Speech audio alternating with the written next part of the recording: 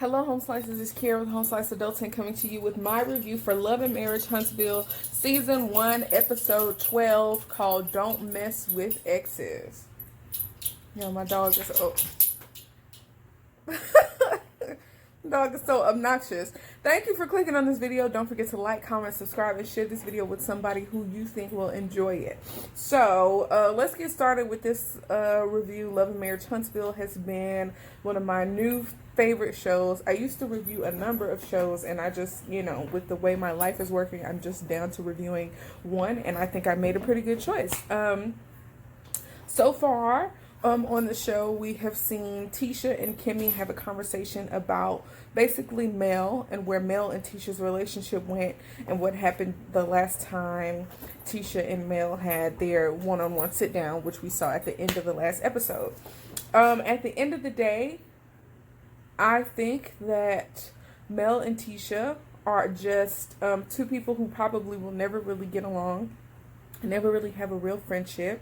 I think that Mel is maybe a little condescending towards Tisha because Tisha is not as well spoken, or maybe because of the dynamics of her relationship with Marsau and the way he, basically kept her in the house, and maybe she doesn't respect her as a working woman. I do think that comes into play, and I think that that has a lot to do with their interactions.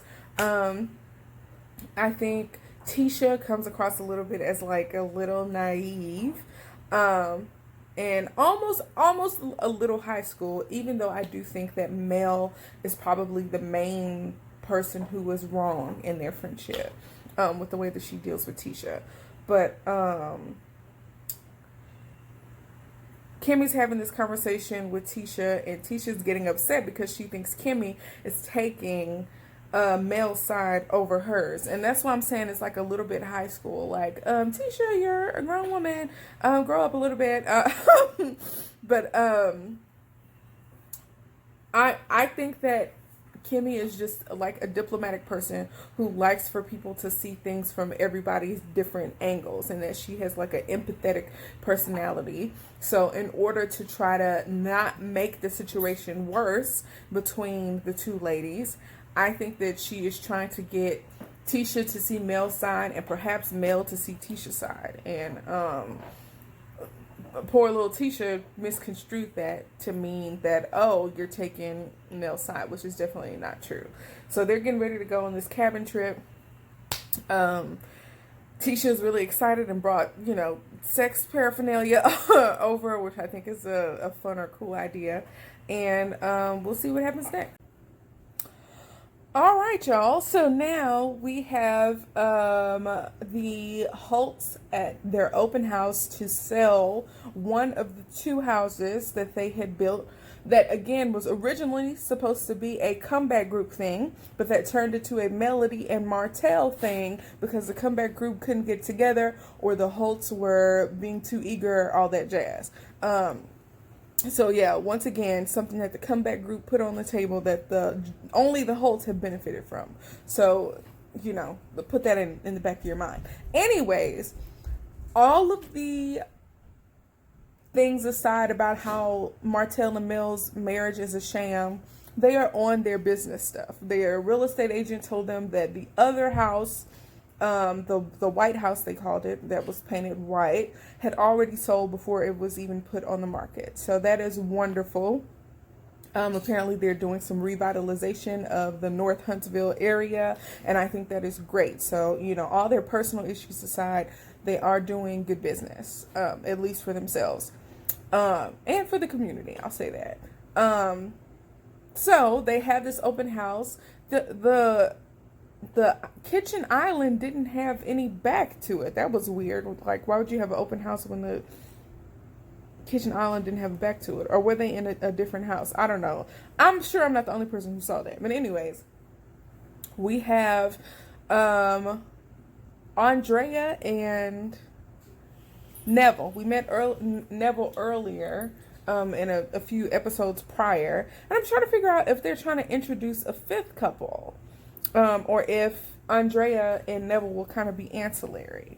So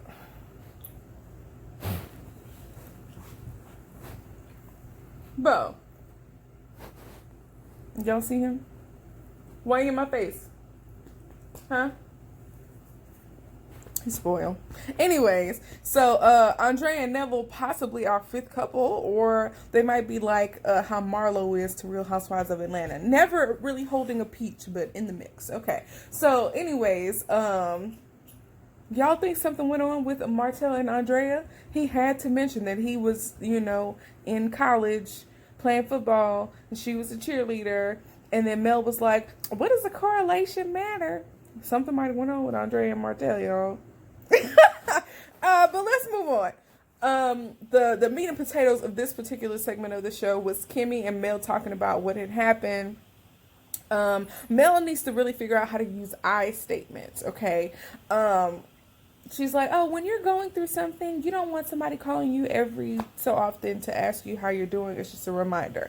That's a personal preference. Some people only want to be checked up on and feel the support from people. And then others don't want to be bothered at all. So when you have personal preferences, you can't paint things as blanket statements and say when you're going through something, you don't want anyone calling it. That's a personal thing. So, that's something I'm learning too, is to make I statements about certain things and not to generalize. But anyways, once again, Kimmi is trying to be the peacemaker. She's being diplomatic. She's being empathetic and saying, when you were going through all that stuff, when you withdrew, Tisha took it personally. And Mel, who is either very hurt and over everything or is just like a butthole, was like, well, it sounds like you have a personal problem. And I understand that when you're like dealing with stuff I understand that when I am dealing with stuff in my life, that it can be easy to kind of ignore all the extraneous things. So I think that either Mel is just too busy dealing with her own stuff and her marriage falling apart and being a sham and all that jazz, or she just really doesn't care about Tisha anymore. We'll see. All right, now we're back. It looks like when Kimmi was talking to Tisha conveniently left out the part about making things super personal and talking about Martell's dalliance with cheating on his wife, and about the matching BMWs or whatever. So that was some news to Kimmi when she heard it from Mel. Mel wants to wash her hands of everything. I feel like they're just never going to be friends. And I think that's okay in real life. But on reality TV, it's not. As much as we want everyone to get along on reality TV, the reason we watch is to see how they don't. So I think it's good drama for the show. But I don't think they're going to be friends in real life. And it's very hard to fake that when you're, working together. Anyways, we see Maurice talking to Martell. And we're just finding out a number of things. Martell is still mad about the 47 acres thing. And Marsau saying that the Holts stole it. And while Maurice is right, that they're, you can't steal land that's for sale or whatever. It will be very difficult to do so. I think the way that Marsau was framing it is that it feels as if they stole it. Like they did something underhanded and sneaky. And I think that that's really the gist of what was going on. And that's how Marsau felt. So that's the way that was. I don't know why Martell is still mad about that. That happened years ago. Moving on, Martell feels like Marsau wasn't a good friend. He never gave him good advice on his marriage. He knows for sure that Marsau has been with at least 20 girls. He knows for sure that Marsau has been with at least 20 girls since he's gotten married. And Maurice, just like his wife, is trying to play peacemaker, talking about the trip to the cabin. Martell doesn't seem to feel like there's really any fault on his side, and that most of it resides with Marsau. That's the gist that I got. As a narcissist, it makes sense that you don't think that you have any culpability in this situation. I think that Martell has let the cat out of the bag. I think that he has thrown Marsau under the bus. And I think that if it is indeed true that Marsau has been with 20 women and has been cheating on his wife, he's going to get what's coming to him. But I also think it's like kind of sad that Martell is taking Marsau down with him. So we'll see how things go. Y'all, is Maurice naive or stupid? What? Okay. So here's my overall thoughts. It sounds logical to me that they made an agreement that Kyle would raise their son up to a certain point after they got divorced, and that she would ship her son down to his father in Huntsville to be raised for the remainder, of his formative years. Okay. Can I help you?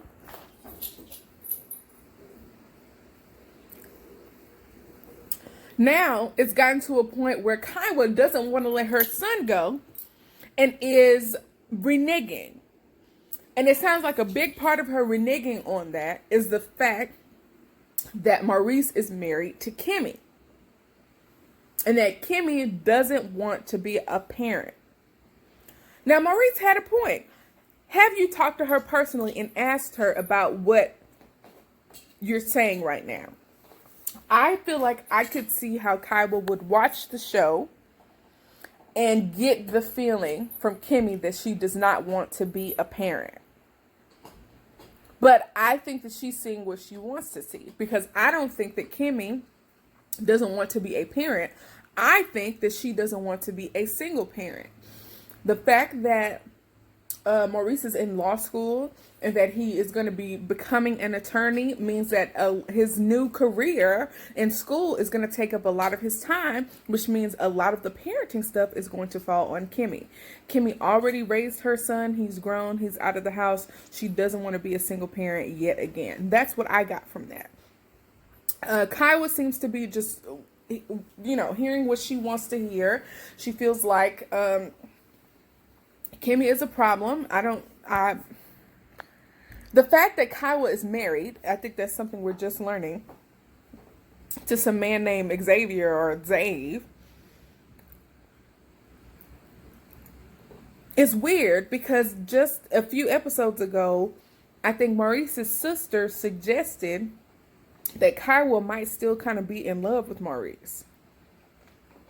The fact that Maurice suggested that Kyle and her husband moved down to Huntsville, presumably without talking to his wife first and understanding what that would mean for his marriage, to have his ex-wife be in the same vicinity,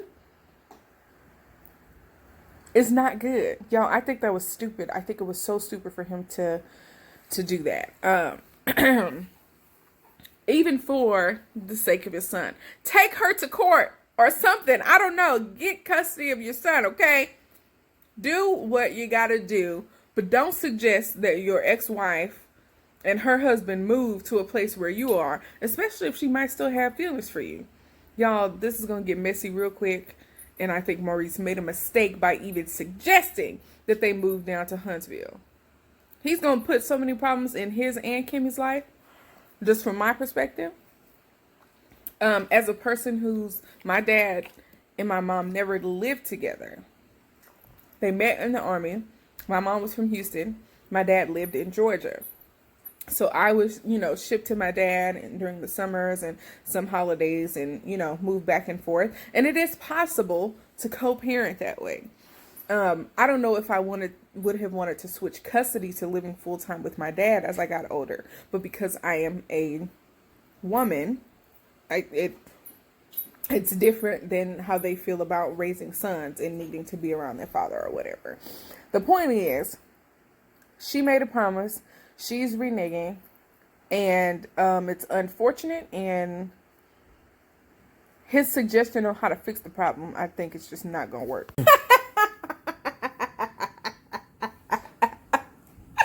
Marsau. See, one of the things that happens when you get found out in your marriage, and you know, the person who finds you out is the person who has like the short end of the stick in the marriage, i.e. Tisha in this case, is that they start feeling like they can do whatever they want to do until they really get answers from you about what's really going on. So Tisha, unbeknownst to Marcel, has invited her mother to come over for 2 weeks to help take care of the kids. Part of that 2 weeks is going to be her taking care of the kids while they're at the cabin at their little couples retreat / come to Jesus conference. And y'all, Marcel and Tisha's mama have a contentious relationship. We saw a little bit of that at Kimmi and Maurice's wedding when she confronted him about not wearing his wedding ring, which, you know, if it were me, would be a problem as well, and also a telltale sign. I think that there is a power struggle between Tisha's mom and Marcel. I think that Tisha's mom does have a problem understanding the boundaries in Tisha and Marcel's marriage. I do not think it was okay for her to just walk into their bedroom unannounced. I did not like that. Wasn't a fan of that. And I think it was very disrespectful. I think that it was not right for Tisha to spring this on her husband, knowing how their relationship is, and for her to not really let her husband know what was going to be going on, who was going to be taking care of the kids. I think everybody's wrong. I think everybody is wrong. Yeah, everybody's wrong. It's just really interesting. I think at the end of the day, Marsau and Tisha's mom love each other. I think that there's a problem with respecting boundaries. So we'll see how this goes, because the rumor gets brought up that he has 20 women. And, you know, Tisha explains how it came up to her mother and came about to her mother. And this is going to be interesting, y'all. 2 whole weeks.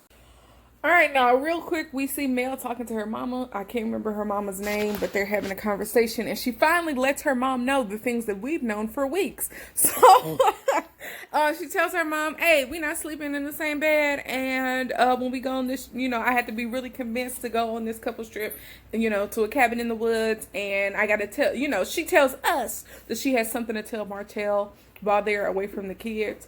I suspect it's the fact that she, it believes that she is pregnant at this point. But she's telling her mother, he's sleeping in a different room in the house. We're not sleeping together anymore. He's going to be sleeping in his own room at the cabin. And her mom gets a little concerned. They had to send the kids upstairs and everything. So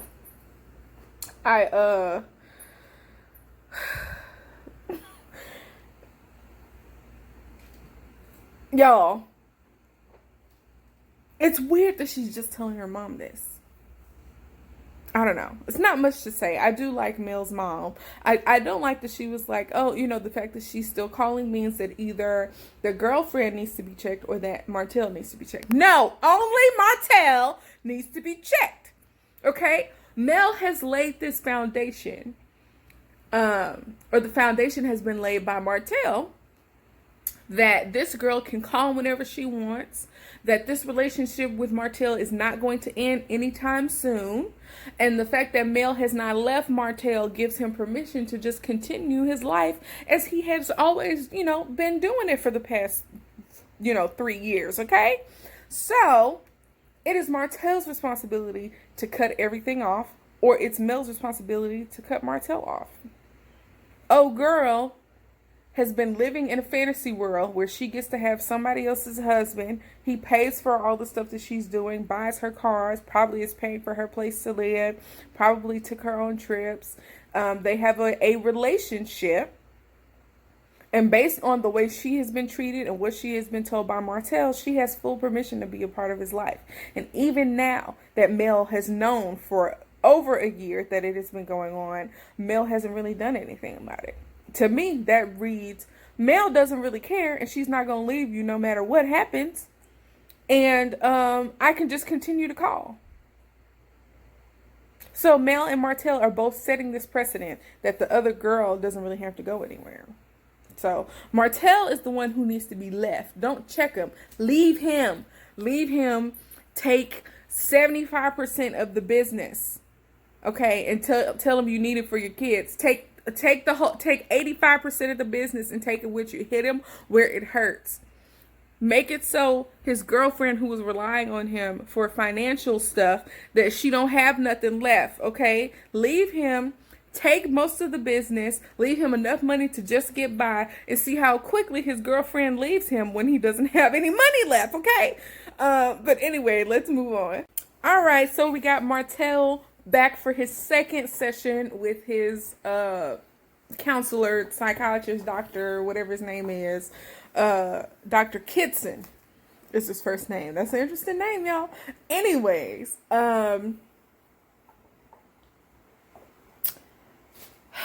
Martell talks about his lack of a father in his life and how even being a presence in your home, being there all the time, doesn't mean that you're an effective spouse or an effective father. And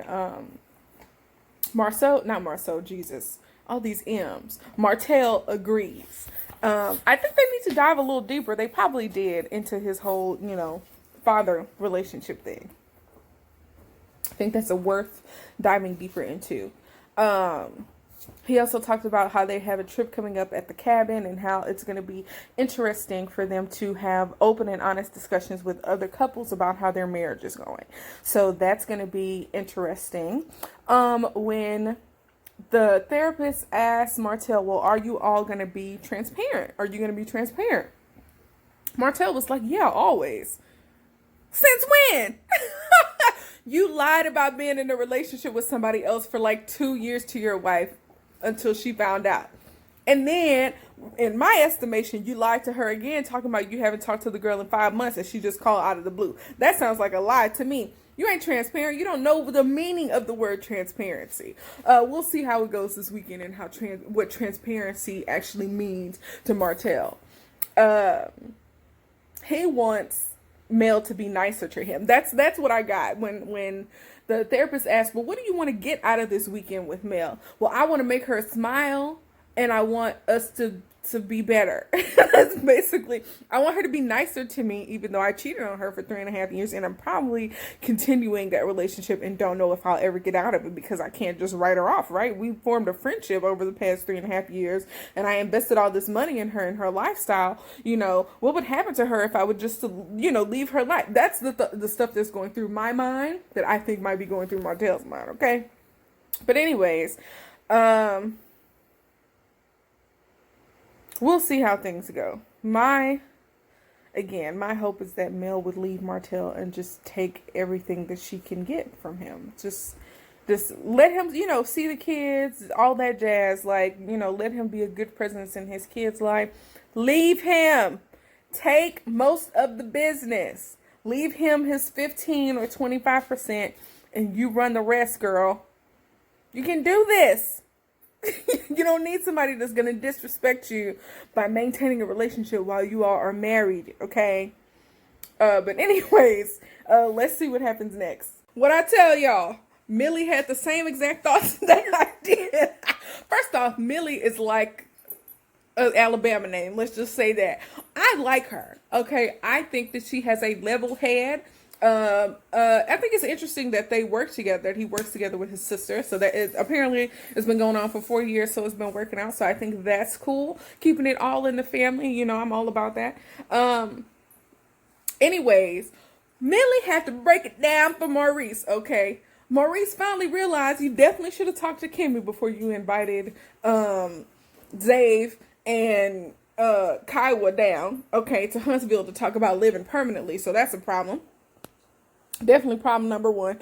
Problem number two, Millie was like, you're just thinking about this from a male's point of view. We're going to get this person together. We're going to get this person together. We're going to co-parent together. It's the best situation for everybody. Kaiwa's fears are kind of sated because she's actually nearby and able to still see and take care of her son from her viewpoint. I have my son down here with me. I'm able to instill all these male values and all that jazz in my son. Everybody's happy, right? No, everybody is not happy. Okay, you got Kimmi, who has a little bit of comfort knowing that your ex-wife is, thousands of miles away. And then you have Kaiwa, who, can't really go off on Kimmi because she's thousands of miles away. You put them in the same vicinity, you're going to get all of that kinetic energy that has been building up, that potential energy that has been building up inside of them, and it's going to be released, okay? It's going to be released once they are in proximity, okay? It's not a good idea. I told y'all it was stupid. I told y'all he was either naive or stupid, and perhaps it's both. Okay, Maurice, normally is a level-headed guy, and I understand that he's trying to do things any way he can to make sure that he has a more active role in his son's life. But this ain't gonna work out how you think it's gonna work out, okay? Exactly the thing that I said is basically the same thing that Millie said. You thinking about this from a non-emotional viewpoint when you have two women, one who's new in your life, one who's old in your life, and even though Kaiwa is married, she still seems to be harboring some old energy. Now, provided that we assume that Millie and Kaiwa still are on speaking terms, still talk and still have conversations, we can only assume that Millie's evaluation of Kaiwa's mental state regarding her failed marriage is the truth. And so if it really is true that she's feeling that way, it's not going to go well, Maurice. You made a mistake, okay? And now that you have planted that seed that Kaiwa and Zave are invited to come move down to Huntsville, you can't unplant that seed, okay? You can't unplant it. You did the wrong thing. Tell Kimmi so she can get ahead of it, okay? That's your next move. Do y'all trust Mr. Childress? I don't know that I trust him. Mr. Childress is the attorney for the Holts, and Melody has decided, it's so weird, Melody tells her business an awful lot. So the fact that she told her mama at the fact that she told her mama so late just in this episode is weird. Okay, anyways, she tells Mr. Childress, okay, I need to look at my financial options. You are our accountant. I'm trying to have a clean break. My hope is that all of our existing properties will be sold, that we'll pay off any joint debt, and that we'll split the profits down the middle. And I think Mr. Childress is right. When it comes down to spouses dividing up their property, when they, had all this joint property and stuff going on together, that is very challenging. It is going to get complicated. We don't really know Martell, okay? Those of us who just watched the show. But if I know anything about Martell, he's not going to let it go down so easily. He's going to fight it every step of the way. And one of the ways he can do that is by making things so much more complicated than Mel wants to take it. She wants things to be split down the middle. Martell is going to argue that he needs to get more. He's going to play dirty, and Mel is going to have to play dirty back to get what she needs or what she wants. Maybe he's going to fight for custody of the children. Who knows? I don't believe Martell has it in him to play fair and play nice when it comes to a divorce. So that's number one. I think Mr. Childress was right on that front. When people get divorced, things get nasty. And Martell has a penchant for nastiness. He gonna take it there, okay? Just in my estimation. Mr. Childress clearly doesn't like divorce, right?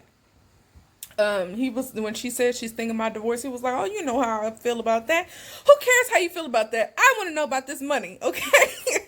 And the fact that he's saying that he doesn't like divorce makes me feel like he's not giving her 100% objective advice. So when he says, they say they have a lot of equity in the house after living there 1 year, I'm assuming they made either a big down payment or they're like doubling or tripling up on their mortgage payments. And, she's like, well, we only had our house for a year. Well, he says, I suggest you hold off on the divorce for 12 months. Now, maybe when we come back from this commercial break, he'll say why. But Mel's not ready to wait a year. Turns out she probably gonna have to wait a year anyway because they're having a freaking baby, which hasn't necessarily come up yet, but she don't want to wait a year. She trying to get out of there fast, quick, and easy like a bank robbery, and it's not gonna happen. Martell is gonna complicate things for your behind. He's gonna do it. It's Martell. I haven't been married to him for however long, 11 years, and I know that. So anyways, y'all, Martell is gonna make it difficult for her if she actually goes through with this divorce. Mr. Childress says wait another 12 months. I don't know what his aim is. If he's like, oh, if she still want to get divorced in 12 months, then, she's serious. Or if there's actually like financial implications. So maybe we'll find that out after the commercial break. But do y'all trust Mr. Childress? All right. Yo, my dog is so annoying. Bo. Y'all see him? Yeah. Anyways, like I said, Mr. Childress don't like divorce. And while he did have a substantial financial reason for them to stay in the marriage an extra, 12 months regarding the $500,000 capital gains thing, he basically said, well, when men, when we get married for a long time, we don't say I love you enough or send flowers. And Mel's like, oh, he does all of that. Oh, is he a good father? Yeah, he does that too.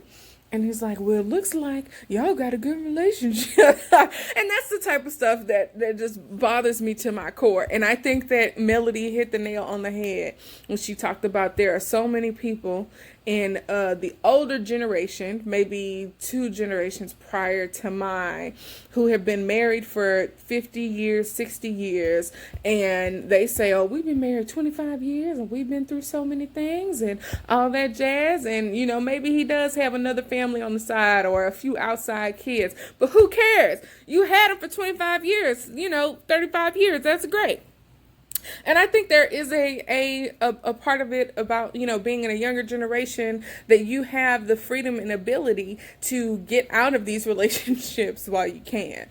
And even though Mel is, to me, kind of pushing up on the part where she has been dealing with this for over a year now, and she is beginning to kind of fall into the category of people who stay in toxic relationships, even though they're not getting what they need. I do think that she is way ahead of the curve from people who've been married for 25 years and then finally, decide to get a divorce because they're over it after 25 years of BS. So, Mr. Childress has decided that since Martell is a good father, and because he likes to FaceTime and call his wife to make sure that she's not going to interfere with his cheating, that they have a good relationship. And where is this ideal come along that if a man does the bare minimum, that he is just perfect? Like, when a woman is pregnant and her husband comes into the doctor's appointments with him, he gets all the praise. He ain't carrying no baby. He's not giving up his own personal health to carry another human being. He just showed up. Why does he get so much credit for just showing up? Okay. Like, he ain't do nothing. Oh, that's what the therapist was saying. Just because you are present in the home doesn't mean that you're a good father or a good husband. And the fact that Martell just shows up erases the fact that he has been in a relationship with somebody else, spending money on somebody else, spending time with somebody else that he could be spending with his kids and his wife, doing something that he's not supposed to be doing, dishonoring himself, dishonoring his wife, dishonoring his marriage. None of that matters. He didn't even ask. Mr. Childress didn't even ask, why do you want to get divorced from a man who apparently treats you so well? He didn't even ask.